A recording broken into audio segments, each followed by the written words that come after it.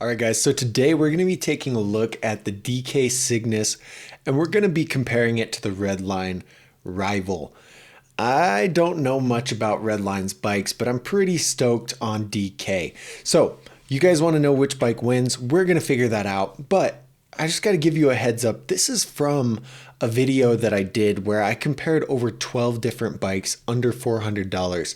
So if your budget is only $400 and you want to know which bike is the best, go watch that comparison video because it compares all 12 bikes, puts them through a tournament bracket to see which bike ultimately wins.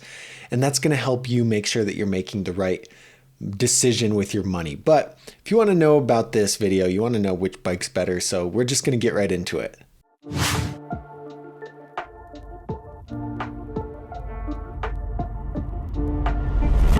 All right, so the DK Cygnus and the Redline rival, look at these two bikes. Again, I'm very impressed with Redline's photography. I think this looks good. They got their cranks lined up, which looks amazing. This doesn't look so good, DK. You need to level those cranks out. And they're really high seat. Like, come on, guys. You got to just make the bike look a little bit cool, you know? Just kidding. High seats aren't necessarily, there's nothing wrong with high seats. Okay, let's get into the stuff that matters. The DK Cygnus is $399 or $499. So currently it's on sale for $399, and that's the only reason it's in this bracket. The Redline rival is $370, so it's quite a bit cheaper than the DK, and they both weigh the same. They both weigh 26.4 pounds. They only come in one size option, but the DK comes in 3 different color options, while the Redline rival only comes in 2. I gave DK a point for the color option, but I also gave it a point for the fact that DK is a core BMX brand, and in my opinion, Redline is not. They don't sponsor a BMX team like freestyle, I guess. They sponsor racing, which is arguably different. And they don't do a whole lot for the sport. So DK did get an extra point because of that.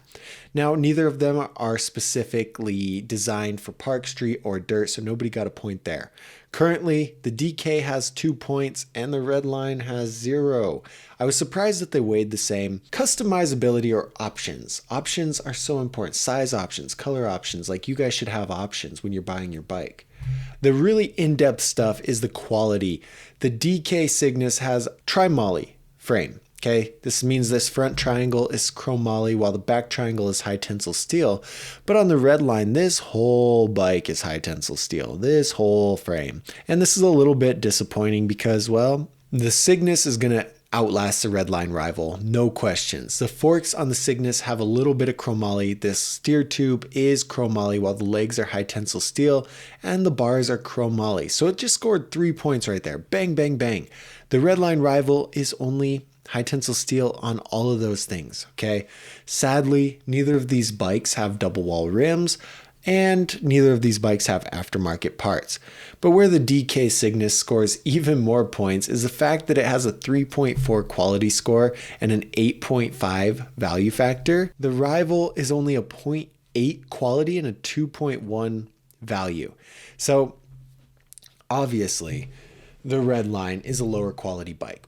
Obviously, it's a cheaper bike, so that's just how it goes. You know, the Cygnus costs a little bit more, but when you look at the value, when you look at this level of quality that DK provides for that price, though it be a little bit higher than the rival, it's a much better choice to spend your money on the DK over the Redline.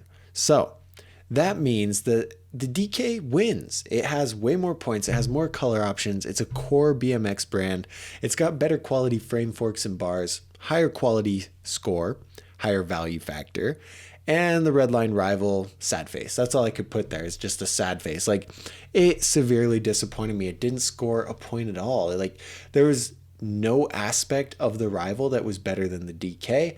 And this is really rare to see in these comparisons because usually one has more color options, one has more size options, but that didn't happen here. That did not happen here. So anyway, the DK is going to be moving along to face against the Jet Block. I think I know who's going to win, but we'll see. We'll see. And the Redline rival goes next to the Colt Access in the loser pile. It's a growing list over there, these losers. We got the Jet Generate, the Haro Lucidia, the Free Agent Novus, the Sabrosa Altus, the Colt Access, and the Redline rival. Now, do you guys agree with my decision to eliminate the Redline rival? If you say no, get out of here. Like, there's absolutely no reason that the Redline should have won, and it shouldn't have even been in this competition, to be honest, but BMX bike shops sell it, and it might be one that you guys come across.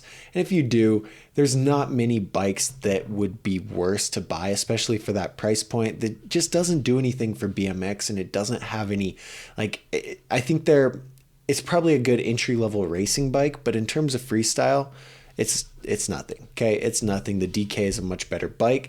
And now I want you guys, if you're still curious to see how far the DK goes, is it gonna win? Watch that full-length video where I talk about all 12 bikes and compare all of them.